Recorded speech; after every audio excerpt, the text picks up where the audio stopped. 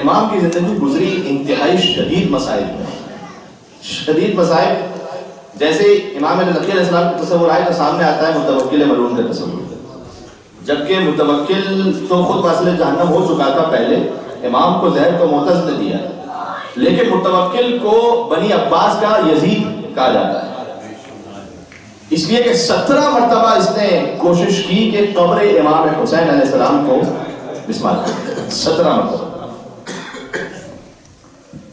اچھا آج جب پڑھتے ہیں نا دعائے اللہم کل ولی حجت ابن الحسن، اسے کیا کہتے ہیں؟ دعائے سلامتی امام زمانہ. کچھ لوگوں کے ذہن میں سوال آتا ہے کہ مولانا ہم کیا دعا کریں ان کی سلامتی کے لیے، ہے نا سوال پڑتا ہے. امام علی نقی علیہ السلام سے جواب سنتے ہیں. متوکل نے امام کو سامرا میں رکھا تھا اور امام ہاؤس ارسٹ تھے، نظر بند تھے، اس لیے کہ ان خلفائے بنی عباس کو یہ معلوم تھا کہ حضور نے فرمان دیا ہے کہ 12 کا عدد ہے کہ میرے بعد 12 خلفاء آنے والے، اور 10ویں تک بات پہنچ چکی ہے. اور اگر ہم نے اپنے سامنے رکھا 12 تک پہنچ گئے اور 12ویں کو اگر شہید کر دیا تو 12ویں کے بعد تو حجت خدا نہیں ہے. اس پر چونکہ میں جب آیا تھا آج سے 2-2.5 سال پہلے تو تھوڑی سی تفصیل سے بات کر چکا ہوں کہ یہ 12 کا عدد اور اس کے بعد خلفائے بنی عباس کیا کچھ کر رہے تھے، اس لیے اس سال پہلے اس کو مناسب نہیں سمجھا کے بات کی جائے. انشاءاللہ کبھی شاید سال آئندہ اگر یہ پھر مجلس ہوئی یا کوئی ایسا موقع ہوا تو میں اس پر بات کروں گا انشاءاللہ کہ 12 کا عدد خلفائے بنی عباس کی نگاہ میں تھا. لہذا امام کو قید خانے میں نہیں رکھا تھا، نظر بند رکھا تھا، گھر میں تھے لیکن ہاؤس ارسٹ تھے، تاکہ پھر پتہ چلے 11واں اور پھر 12واں اور 12ویں کو شہید کر دیں. لہذا امام کی زندگی میں کثرت کے ساتھ ایسا، آپ ایک لمحے کے لیے تصور کیجئے، اللہ نہ کرے کسی کے گھر میں ایسا سانحہ یوں پیش آئے بار بار.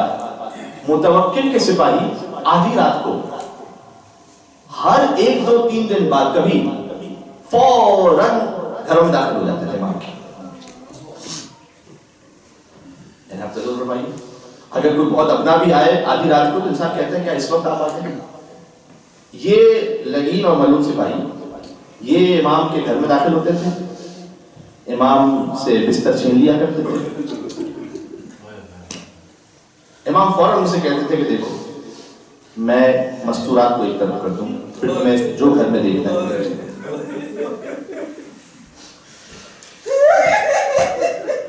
جملہ کہہ دوں، اے میرے مولا علی نقی، ایک آپ کا مقدر ہے، ایک میرا بھی امام صحیح ہے.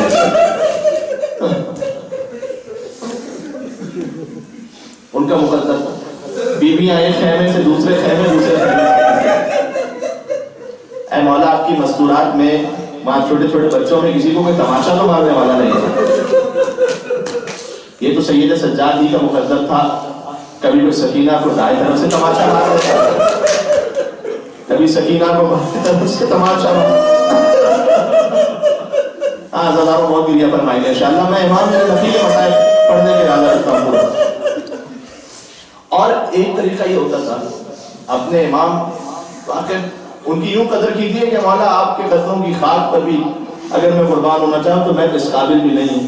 اس لیے کہ ہم دعا اللہم کل ولی میں پڑھتے ہیں نا دعا سلامتی امام زمانہ، اس کی وجہ کیا ہے؟ امام نقی سنیے گا. اور کئی مرتبہ ایسا ہوتا ہے کہ یہ مظلوم متوکل امام کو دربار میں بلا لیتا بار بار امام کو دربار میں بلا لیتا. سلیمان عبد الرحمن اصفہانی وہ یہ کہتا ہے کہ متوکل نے مجھے دربار میں بلایا تھا اور اچانک متوکل نے کہا کہ ان رافضیوں کے امام کو لے آؤ اور اس کا سر تن سے جدا کر دو. کہتے ہیں میں دل میں سوچتا رہا کہ یہ امام آئیں گے اور ان کا سر یہ تن سے جدا کر دے، اللہ کر، میں نے دل میں دعا کی اللہ کرے ان کی طرف خیر. کہتے ہیں جیسے ہی میرے مولا علی نقی داخل ہوئے نا دربار میں تو مجھ تک پہنچتے ہوئے رکے، سلام مجھ تک پہنچتے ہوئے رکے، کہا کہ اے اصفہانی تو نے ہمارے لیے دعا کی، جس مشکل کے لیے تو یہاں آیا ہے تیری مشکل حل ہو جائے گی، تیرے مال میں برکت ہو جائے گی اور اللہ تجھے صاحب اولاد کر دے گا. امام کی سلامتی کی دعا یہ ہم پر واپس پلٹ رہی ہوتی. اب جب آپ دعا اللہم کل ولی پڑھیں تو سوچیں کہ مولا میں تو کیا دعا مانگ سکتا ہوں آپ کے لیے، میں تو اس لیے مانگ رہا ہوں کہ آپ ہی کا حکم ہے مولا، آپ ہی نے مجھے حکم دیا ہے اور اس کا اثر یہ ہے کہ امام کی دعا آپ تک پہنچتی ہے کہ تیری مشکل حل ہو جائے گی، تجھے اولاد عطا ہو جائے گی، تیرے مال میں برکت ہوگی. امام علی نقی کو جب اکثر دربار میں بلایا جاتا تھا، ایک مرتبہ اس لعین نے یہ کام کیا، میں کیسے کہوں لیکن بچوں تک پہنچانا بھی ضروری ہے، شراب کی محفل لگی ہوئی، امام کو دربار میں بلا دیا، جو صاحب تطہیر ہو، جو طاہرۃ تطہیرہ کا وارث ہو، وہ دربار میں اور ان شرابیوں کے درمیان موجود ہے۔ آپ تصور فرمائیے کتنا سخت اسے سوچنا بھی ہے، امام علی نقی مرد ہیں، یہ سوچنا پھر بھی مشکل ہے، علی کی بیٹی زینب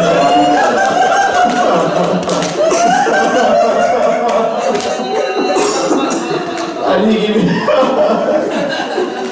آیت اللہ برجردی کے سامنے مسائب ہو رہے تھے، ذاکر نے بڑا دخلت زینب علی ابن زیاد، بی بی زینب ابن زیاد کے دربار میں داخل ہوئی، آگے بڑھنا چاہتا تھا، آگے برجردی نے روک دیا کہ اے شخص پہلے اس جملے پر رونے کا حق تو ادا ہو کہ زینب جیسی ابن زیاد جیسے شرابی کے دربار میں داخل ہو۔ امام علی نقی دربار میں موجود تھے، اس لعین نے یہ کام کیا، کہا کہ آپ بھی نوش فرمائیے۔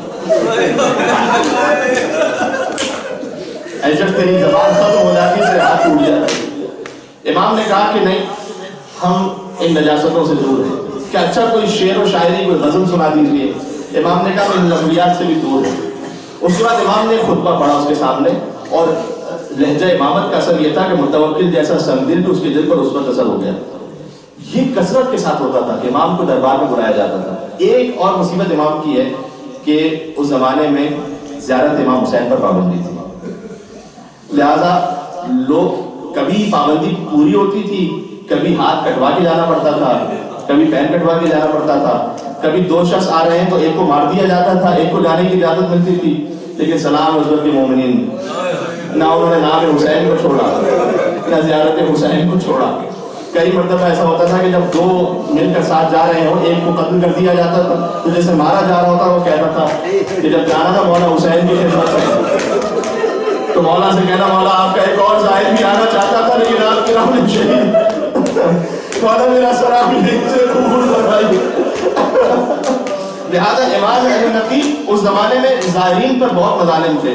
ایک صحابی تھے امام کے، جو امام تو صحابہ میں تھے، جا رہے تھے، ان کے ایک صحابی، امام نے کہا جب کربلا پہنچنا تو میرا سلام وہاں کہنا اور میرے لیے دعا کرنا۔ کہتے میں آگے بڑھا، راستے سے واپس پلٹ آیا، میں نے کہا اے مولا آپ تو خود حجت ہیں، آپ تو خود حجت ہیں، آپ تو اپنے زمانے کے حسین ہیں، آپ مجھ سے کہہ رہے ہیں کہ میں آپ کے لیے جا کے کربلا میں دعا کروں؟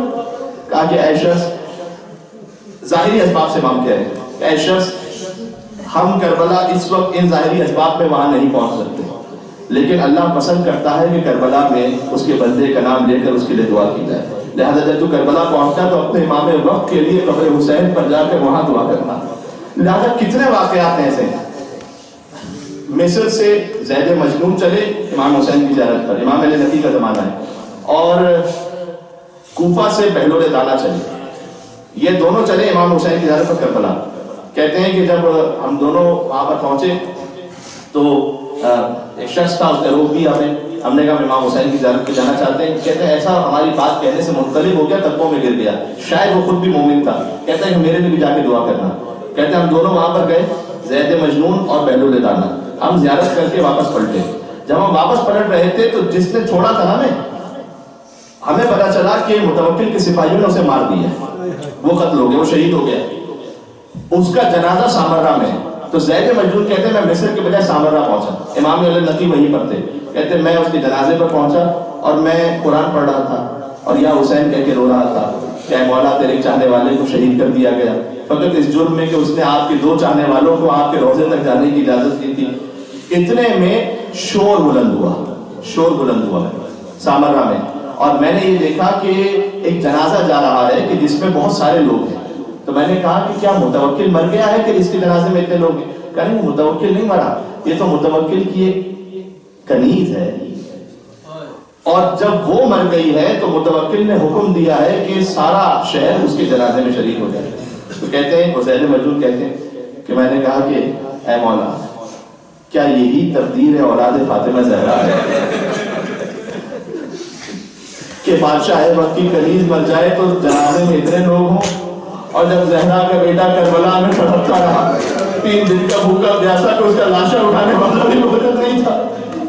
یہ ہے امام علی نقی کے دور کے حالات۔ آپ نے سماعت فرما لیا اور میں بالکل اختتام پہ پہنچ گیا. امام علی نقی کو زہر دیا تھا معتز نے.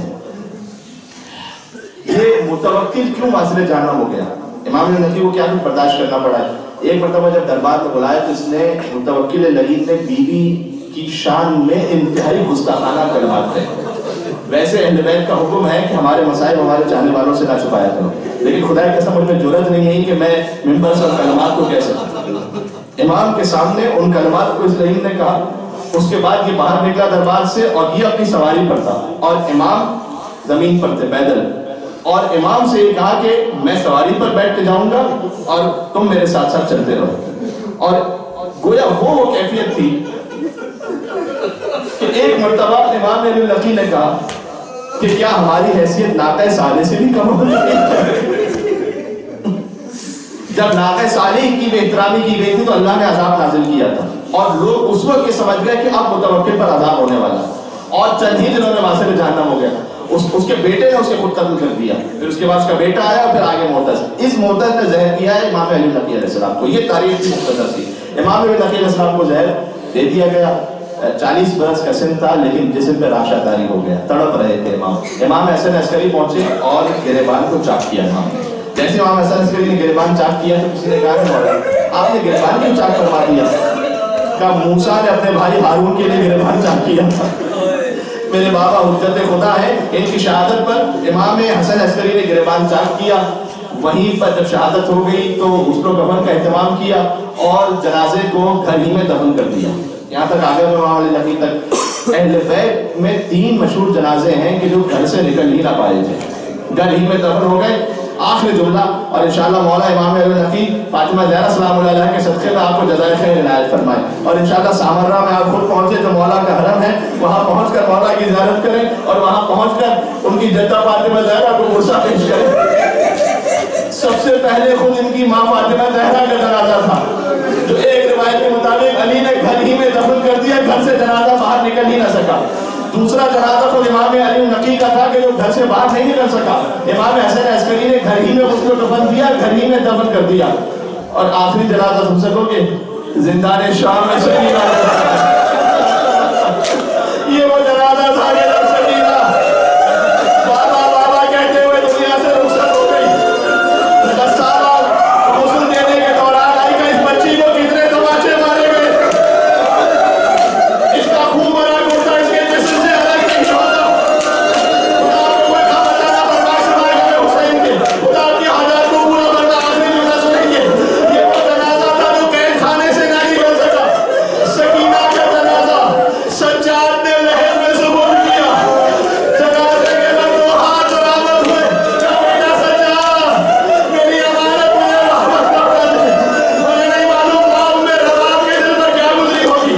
آخری جملہ یہ ضرور کہا ہوگا اے بیٹی تیری تمنا تھی رہائی کب ملے گی، اب تجھے قیامت تک زندان شہادت میں رکھنا.